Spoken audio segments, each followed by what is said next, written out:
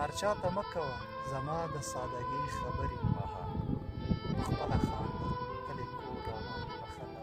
سلامونه او نیکې هیلې، زه محمد نعیم هوتک د تاسو په درنو چوپړ کې حاضر شوی یم او ګران مېلمه راسره د شفیع الله شاهین صاحب چې ډېر ورپسې وګرځېدم، اخر مې دلته راګیر کړ، ورته وایم چې څو شعرونه راته ووایي.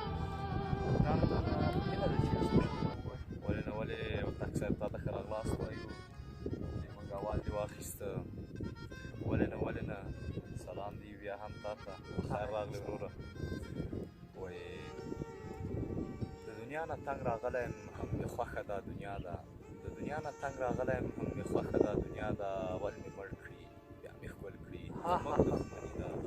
یو وار بیا دغه شعر تکرار. وایي د دنیا نه تنګ راغلی یم هم مې خوښه دا دنیا ده، اول مې مړ کړي بیا مې ښکل کړي زموږ دښمني دا ده. او ډېرې ورټه هغه فقیر چې راغلی و د خان بابا حجرې ته، ډېرې ورټه هغه فقیر چې راغلی و د خان بابا حجرې ته.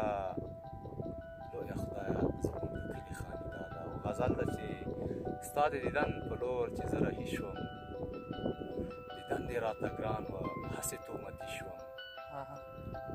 ستا دپاره ما ډېر اوږد مزل کړو لنډه، ستا دپاره ما ډېر اوږد مزل کړو لنډه. هوتک صاحب څه به وایم عشق کې دې باغ شو. ستا دپاره ما ډېر اوږد مزل کړو لنډه، ستا دپاره ما ډېر اوږد مزل کړو لنډه. څه به وایم عشق کې دې یاغي شو. څه به درته حال د زړګي وایم زاهده، څه به درته حال د زړګي وایم زاهده. بس زه د ټولو زلفو کې راګیر شوم. او ما ویل زه به د اشنا د عشق ګور له یوسم، ما ویل زه به د اشنا د عشق ګور له یوسم. هسې نه عشق له لاسه یې دوزخي شم.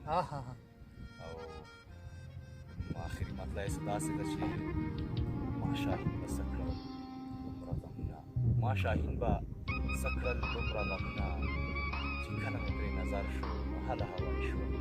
مننه.